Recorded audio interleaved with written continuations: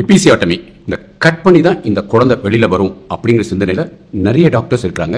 காரணம் 20-30 வருஷத்துக்கு முன்னாடி ஏஎல் முதலியார் ஒருத்தர் ஒரு புத்தகம் எழுதினாரு. அந்த புத்தகத்தை ஃபாலோ பண்றவங்க இது அந்த காலத்து முறை. மருத்துவர்கள் அந்த இதில் தான் ட்ரைனிங் எடுத்திருக்காங்க. நர்சஸ் அவங்க படிக்கிற புக்கு வேற. ஸோ அவங்க வேற விதமா ட்ரைனிங் எடுத்திருக்காங்க.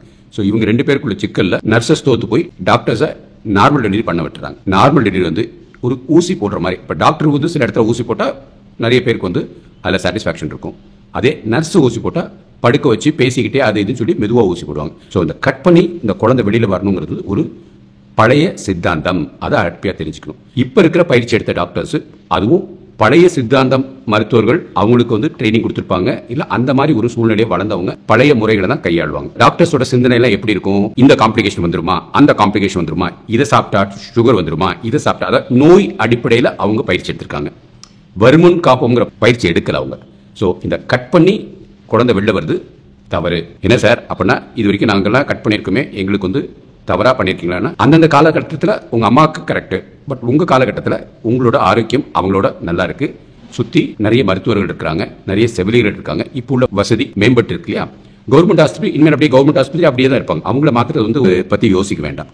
நிறைய மருத்துவர்கள் சுகப்பிரசவத்திற்கு ஒரு விதமா தடையா இருக்காங்க. காரணம் அவங்க நோய் வந்துருமோ அப்படிங்கிற அடிப்படையில் நேரா ஆபரேஷன் பண்ணிடுறாங்க. ஸோ இதான் மெயின் பிரச்சனை. இந்த பாப்பா வெளியில வரணும்னா இயற்கையை நம்பணும்னு வச்சுக்கோங்க. கட்டாயம் வந்து செயற்கையா இருக்கிறது எதையுமே வந்து மருத்துவர்களோ செவிலியர்களோ மருத்துவமனையோ கையாள மாட்டாங்க. அந்த இயற்கைக்கு பொறுமை வேணும்.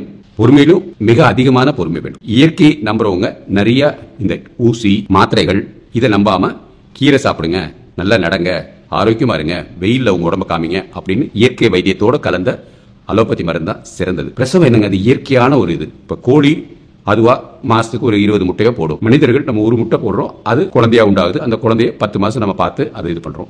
ஸோ 7 மாசத்துல இருந்தே கொஞ்சம் கவனமா இருக்கிறவங்களுக்கு டெலிவரி அப்ப டாக்டர்ஸ் இல்லாம நர்சஸ் டீம் இருந்துச்சுன்னு வச்சுக்கோங்க, கட்டாயம் வந்து சுகப்பிரசவம் அதிகமாகும். பிளஸ் இந்த கட் இல்லாம எபிசியோட்டமி இல்லாம அதிகமாகும். ஏன்னா குழந்தை வந்து ஒரு லெவலுக்கு வந்த உடனே அது கொஞ்ச நேரம் அங்கே வெயிட் பண்ணும். ஃபுல்லி டைலேட்டட் இதுல இருந்து குழந்தை கிரவுனிங்ல இருந்து மெதுவாக அது வெளியில வரும். நாங்க படிக்கிற காலத்துல 2 மணி நேரம் வெயிட் பண்ணா போதும் அப்படின்னு படிச்சோம். ஆனா மருத்துவர்கள் 1 மணி நேரம் தான் வெயிட் பண்றாங்க. அதுக்குள்ளேயே வந்து குழந்தை தலை இறங்கல, இல்லாட்டி அது மாட்டிக்கும் அப்படின்னு ரத்தப்போக்கு அதிகமாயிரும், இல்லாட்டி சுகர் இதுவாயிரும், இல்லாட்டி பேபி மூச்சு திணறல் வந்துடும். அப்படி இப்படிங்கிற சிந்தனையில அவங்க வந்து கட் பண்ணி இல்ல ஆயுதம் போட்டோ இல்ல சிசேரியனோ பண்ணிட்டு இருக்காங்க.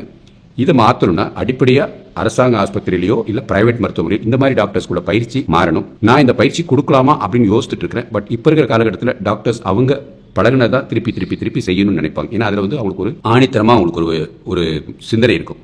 உதாரணத்துக்கு ரசம் எடுத்துக்கோங்க. ஒவ்வொருத்தரும் ஒரு விதமா பண்ணுவாங்க. ஆனா அவங்கவுங்க பண்ற ரசம் தான் அவங்க வீட்டில் இருக்கவங்க வீட்டுக்காரருக்கு பிடிக்கும், அவங்க குடும்பத்தில் இருக்கவங்க பிடிக்கும். அதே ரசம் நம்ம சாப்பிட்டோம்னா என்னடா இது கொஞ்சம் புளிப்பு கம்மியா இருக்கு, இல்லாட்டி உப்பு இருக்கு ஜாஸ்தி இருக்கும், ஏதோ ஒன்று நம்ம சொல்லுவோம் இல்லையா?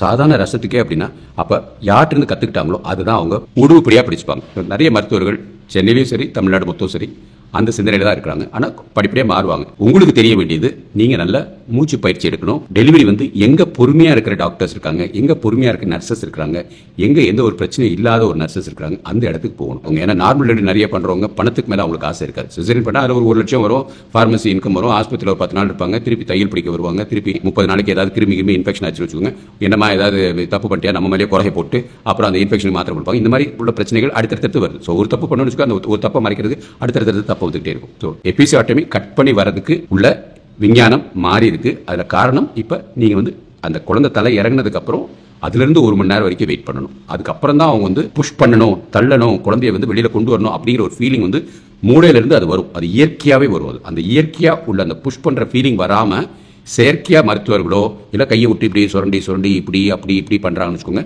இந்த வெஜனை பெருசு பண்றது அது பண்றாங்கன்னு வச்சுக்கோங்க, அதுதான் தவறு. பெண் உறுப்புகளை அவ்வளவு தொட வேண்டிய அவசியம் கிடையாது. லைட்டா தொட்டுட்டு குழந்தை தலை ஃபுல்லா இறங்கியிருக்கா, வானம் பார்த்திருக்கா, இல்லாட்டி கீழே பார்த்திருக்கா, இல்ல சைட்ல இருக்கா, அது மாதிரி செக் பண்ணா போதும். வேற ஒண்ணுமே பார்க்க வேண்டியது இருக்காது. ஒரு தடவை பார்த்தா ஒரு 2 மணி நேரம் கழிச்சு தான் திருப்பி அடுத்து பார்க்கணும். 10 நிமிஷம் 1/2 மணி நேரத்துக்குள்ள எந்த ஒரு மாற்றமும் இருக்காது. இதை வந்து நீங்க நல்லா தெரிஞ்சுக்கிட்டீங்கன்னு வச்சுக்கோங்க, உங்களுக்கும் பொறுமையா இருப்பீங்க, நீங்களும் வந்து அதை கொஞ்சம் தாமதமாகதுன்ட்டு பொறுமையா இருப்பீங்க. 2வது மூச்சு பயிற்சி கொஞ்சம் கத்துக்கோங்க. அதாவது ஒரு பிரசவ வரைக்கும் அடுத்த பிரசவ வரைக்கும் நல்ல கேப் இருக்கும். அந்நேரம் லெஃப்ட் சைடோ ரைட் சைடோ திரும்பி படுத்துட்டு வலி வரும்போது காலை மாத்திரம் தூக்கிட்டு மூச்சு நல்லா உள்ள எடுத்துட்டு மெதுவாக வெளியில விடணும். அந்த மாதிரி 3-4 தடவை விடணும். வலி உங்களால் தாங்க முடியலையா, அதுக்கு தைரியமா வலிக்கு என்ன மாத்திரன்னு கேளுங்க.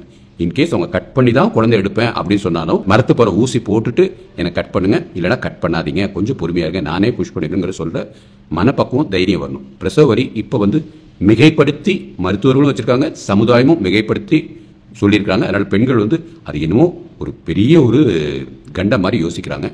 அந்த கண்டம்லாம் 10-20 வருஷத்துக்கு முன்னாடி. இப்போ வலி உங்களுக்கு தாங்குற அளவுக்கு கம்மி பண்ணுறதுக்கு மருந்தும் இருக்குது, இல்லை அதுக்குள்ள டெக்னிக் ஸ்கில்லும் இருக்கும். ஸோ இதுதான் ஆன்டிநேட்டல் கிளாஸஸ் சொல்லிக் கொடுப்பாங்க ஹஸ்பண்டுக்கு. அந்த இதில் வந்து அவங்க கணவர்னாலேயோ இல்லை உங்கள் கூட இருக்கிறவங்கனாலேயோ உங்களுக்கு எந்த விதத்தில் சப்போர்ட் கொடுத்தா நீங்கள் வந்து தைரியமாக அந்த வலியை ஒரு 50% 70% கம்மி பண்ணுறதுக்குள்ள முயற்சி நீங்கள் எடுப்பீங்க. உங்களுக்கும் வந்து ஒரு பாசிட்டிவ் சிந்தனை இருக்கும். குழந்தை பாசிட்டிவ் சிந்தனை இருக்கும்போது நீங்கள் குழந்தை பிறக்கும்போது அம்மாடி அப்படின்னு இல்லாமல் குழந்தை பிறந்தோடனே அந்த குழந்தை மேலே ஒரு அன்பு இருக்கும், பாசம் இருக்கும், ஒரு ஸ்மைல் இருக்கும். ஏன்னா உங்கள் ஸ்மைல் தான் குழந்தையோட முதல் ஸ்மைலாக இருக்கும் இல்லையா? இன்னொன்று குழந்தையை நீங்கள் தான் முதல்ல தொடணும். அது தொடாமல் நீங்கள் அதுக்குள்ளே டப்புன்னு அவங்க எடுத்துகிட்டு போயிடுவாங்க, பேபி டாக்டர் பார்ப்பாங்க. இதெல்லாம் வந்து பழைய காலத்து ட்ரீட்மெண்ட்டு. சம்டைம்ஸ் எங்கள் மருத்துவமனையில் அது நடக்குது, அவங்க மாற்ற முடிய மாட்டேங்குது. ஏன்னா அவங்க படித்த இடம் அந்த மாதிரி, அதனால் அந்த உணவு அப்படி மாதிரி படிச்சுக்கிட்டே இருக்கிறாங்க. பட் நர்சஸ் வந்து அவங்க கரெக்டாக வந்து கற்றுக்கிட்டு பொறுமையாக இருப்பாங்க. நிறைய பேருக்கு ஜாதகமே மாறி இருக்குங்க. 1 மணி நேரத்துக்கு அப்புறம் பிறக்க வேண்டிய குழந்தைய இவங்க 1 மணி நேரத்துக்கு முன்னாடியே கட் பண்ணி ஏதோ ஒரு அவசரத்துக்கு அவங்க பாட்டு குழந்தைய டெலிவரி பண்ணிட்டு போயிடுவாங்க. இது நிறைய காரணம் இருக்குது.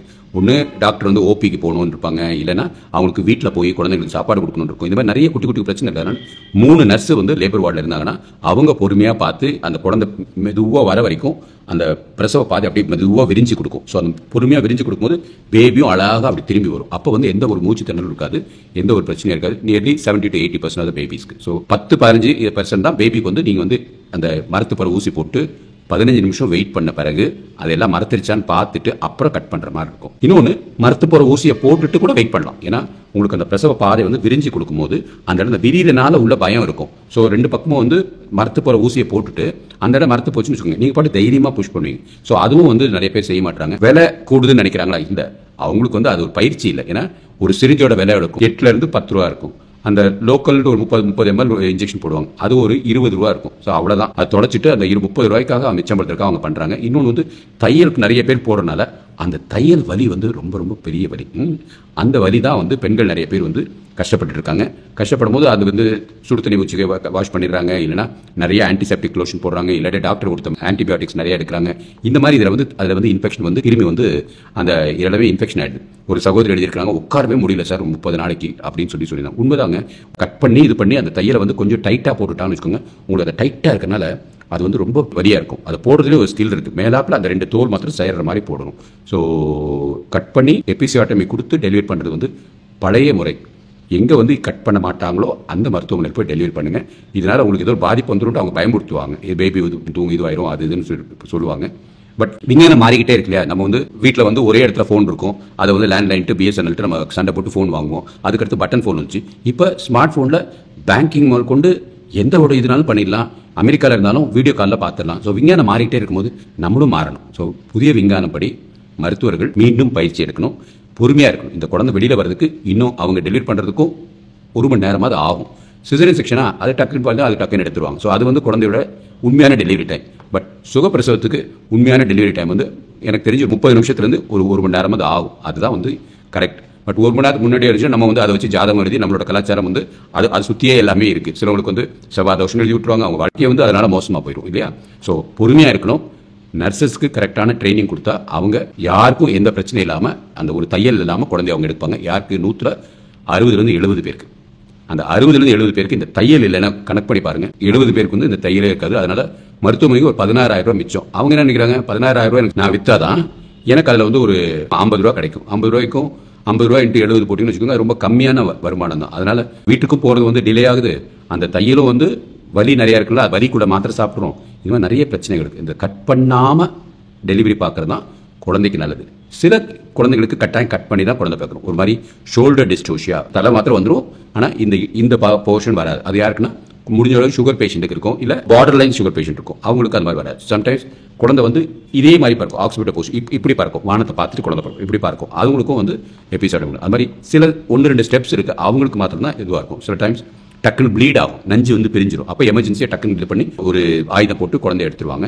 இல்லை சம்டைம்ஸ் வந்து இந்த சிடிஜின்னு இருக்கு இல்லையா, அதில் வந்து ஹார்ட் பீட் வந்து கம்மியாகுதுன்னு வச்சுக்கோங்க, அதுலேயே இருக்கும். ஸோ 4-5 இண்டிகேஷன் தான் இருக்குது. அது வந்து 100ல் ஒரு 10 பேருக்கு தான் அந்த மாதிரி இருக்கும். பாக்கி இருக்கிறதுலாம் மருத்துவர்கள் பொறுமையாக இருக்கணும். எனக்கு தெரிஞ்சு முடிஞ்ச அளவு மருத்துவர்கள் வந்து இந்த பணியை வந்து நர்சஸ்ட்டை கொடுக்கணும். ஏரோப்ளைன் போகுதுன்னு வச்சுக்கோங்க, பைலட்டே வந்து எல்லாருக்கும் காஃபி டிஃபன் கொடுக்க முடியுமா?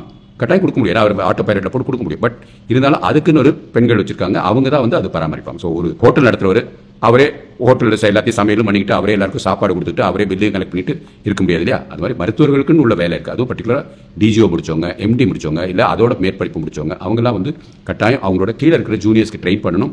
அவங்க அந்த இடத்துல இருக்கணும். ஏதாவது மிஸ்டேக் இருந்துச்சுன்னா நம்ம டாக்டர் தான் கம்ப்ளைண்ட் பண்ண போகிறோம். அதனால வந்து அவங்க இது குழந்தை டெலிவரி இதுவாகாது அப்படி இப்படின்னு சொல்லிட்டு ஒரு வாரம் முன்னாடியே வந்து ஒரு டேட்டை கொடுத்து ஏதோ ஒரு காரணம் சொல்லி இல்லை ஒரு மருந்தை கொடுத்து ஒரு 6 மணி நேரம் வெயிட் பண்ணிட்டு டெலிவரி பண்ணிடுறாங்க. ஸோ டெலிவரி பண்ணுறதுல மாட்டிக்கிறாங்க. இந்த குழந்தை வந்து ஒரு 1/2 மணி நேரம் 1 மணி நேரம் பொறுமையாக இருந்தால் அதுவாக அழகாக பிரசவ பாதை மெதுவாக விரிச்சு கொடுத்து பொறுமையாக வரும். ஸோ கட் பண்ணாமல் இன்டாக்ட் பெரினியம் சொல்லுவோம். இந்த இன்டாக்ட் பெரினியம் பண்ணுற மருத்துவமனை தேடி கண்டுபிடிங்க. அந்த மருத்துவமனையில் பிரசவம் பார்க்கறது உங்களுக்கும் நல்லது, வலி இல்லாமல் இருக்கும். பின்னாடி உடலுறவு பண்ணும்போது எந்த வலியும் இருக்காது. அடுத்த குழந்தை பிறக்கும்போது அதோட ஈஸியாக பிறந்துடும். ஸோ ஒரு குழந்தை நம்ம வந்து கட் பண்ணி அந்த இடம்லாம் வலி பண்ணிட்டோம்னு வச்சுக்கோங்க, அடுத்த குழந்தைக்கும் அதே மாதிரி வலி இருக்கும். அம்மாடி 2 குழந்தை போதும் அப்படிங்கிற ஒரு சிந்தனை வந்துடும். நிறைய பேருக்கு சின்ன வயசுலேருந்தே ஒரு 3 குழந்தை இருக்கணும், நம்ம வீடு வந்து நல்ல குடும்பம் நல்லா பெருசாக இருக்கணும். உங்கள் தாத்தா பாட்டி காலத்தில் பாருங்கள், வீட்டில் ஒரு 6 குழந்தை 7 குழந்தை இருப்பாங்க. அவங்க எல்லாரும் இப்படி எவ்வளோ அன்பா பாசமாக இதுவாக இருக்கிறாங்க. அதே மாதிரி தான் நமக்கும் உங்களுக்கும் வந்து ஆசை இருந்துச்சுன்னா, சிலவங்களுக்கு வந்து குழந்தை மேலே அவ்வளோ பிரியம் இருக்காது. ஒரு குழந்தை போதும், என்னோட வேலையில் நான் கவனம் செலுத்தணும். இல்லை சிலவங்களுக்கு எனக்கு குழந்தையே வேண்டான்ட்டு என் வேலையில் செலுத்தணும் இருக்கிறாங்க. ப்ரொஃபஷன் கார்டு இருக்கிறவங்க நிறைய பேர் இருக்கிறாங்க. ஸோ அவங்கள பற்றி நான் சொல்லலை. குழந்தைகள் மேலே விருப்பம் இருக்கிறவங்க, ஆசை இருக்கிறவங்க, குடும்பம் நல்லா ஒற்றுமையாக இருக்கணும், கணவன் வந்து அங்கங்கே இதுவாகக்கூடாது அப்படிங்கிற சிந்தனை இருக்கிறவங்க எனக்கு தெரிஞ்சு கட் பண்ணாமல் இன்டாக்ட் பெரிய பண்ணிங்கன்னு வச்சுக்கோங்க. அவங்களுக்கு நம்ம கட்டாயம் மரியாதை கொடுத்து அதை நம்ம செஞ்சு கொடுக்கணும்.